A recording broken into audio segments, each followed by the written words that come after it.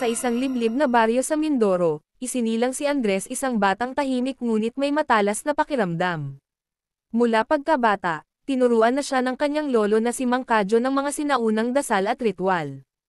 Hindi basta-basta ang dugo mo, Andres, wika ng matanda. Ikaw ang tagapagmana ng anting-anting ng ating angkan. Isang gabi, habang bumabagyo, isinali ng matanda ang anting-anting sa kanya. Kapag dumating ang panahon ng kaguluhan, ito ang magiging sandata mo. Walang kaalam-alam si Andres na magsisimula na ang mga pagsubok na huhubog sa kanya bilang mandirigma. Isang grupo ng armadong lalaki ang dumating sa baryo. Nagkukunwaring mga sundalo, ngunit halatang may masama silang binabalak. Sinimulan nilang takutin ang mga tao, kinukuha ang ani, at nanunugod ng bahay. Si Andres, kahit takot, ay pinilit kalmeyan ang loob. Nang subukan niyang ipagtanggol ang kanyang tiyahin, pinagtulungan siya ng mga kalaban. Dito unang nagparamdam ang kapangyarihan ng kanyang anteng. Isang liwanag ang bumalot sa kanyang katawan at para bang may gamabay sa kanyang mga galaw. Nagsimula siyang lumaban hindi bilang ordinaryong binata, kundi bilang isang tunay na mandirigma. Matapos ang engkwentro, tumakas si Andres papunta sa masukal na gubat. Dito niya nakilala ang isang misteryosong babae na nagngangalang Lira, isang tagapag-ingat ng sinaunang karunungan. Hindi ka pa handa, sabi nito. Ang anting mo, may kapalit. At may kaaway kang matagal nang naghihintay.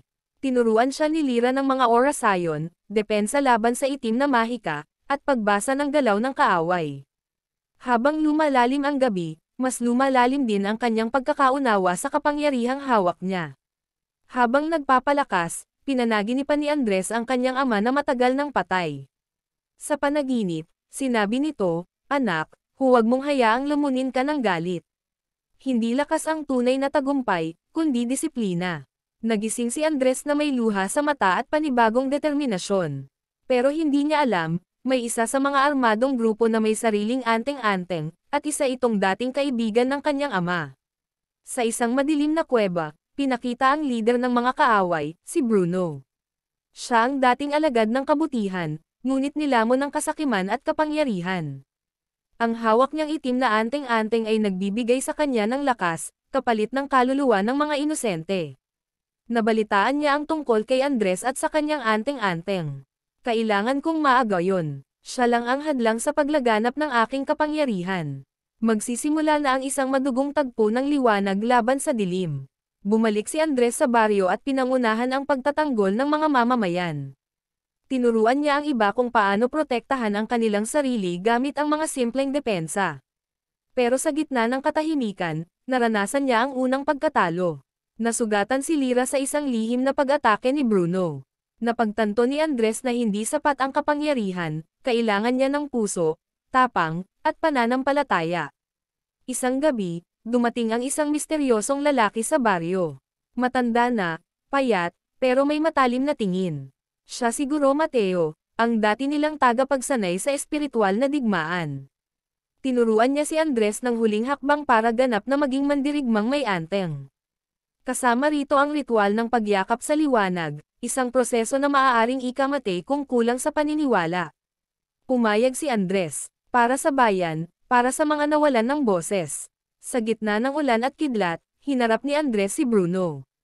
Isang matinding laban ng kapangyarihan ang sumiklab, itim laban sa puti, galit laban sa pananampalataya. Nasugatan si Andres, halos mawalan ng ulirat, pero sa huling saglit, naalala niya ang salita ng kanyang ama, hindi lakas, kundi disiplina. Ginamit niya ang buong lakas ng kanyang anteng, hindi para pumatay, kundi para palayain si Bruno mula sa dilim. Isang matinding liwanag ang bumalot sa paligid. Nagising si Andres sa gitna ng mga taong nagbubunyi. Ligtas ang baryo. Si Bruno ay wala na, ngunit naiwan ang anteng ng kadiliman, na inilibing nila sa bundok. Si Lira ay gumaling, at si Guro Mateo ay muling umalis, bitbit ang kapayapaan. Si Andres ay nanatili sa baryo, hindi para ipagmalaki ang kanyang kapangyarihan, kundi para magsilbing gabay sa kabataan. Ang pagiging mandirigma ay hindi tungkol sa gyera, kundi sa paninindigan, pananampalataya, at pagmamahal sa kapwa. Maraming salamat po sa lahat ng patuloy na sumusubaybay at sumusuporta sa ating mga kwento. Sa bawat likes, comments, at shares ninyo, mas nagiging matibay ang aming paninindigang maghatid ng makabuluhang kwento. Hanggang sa susunod na kabanata.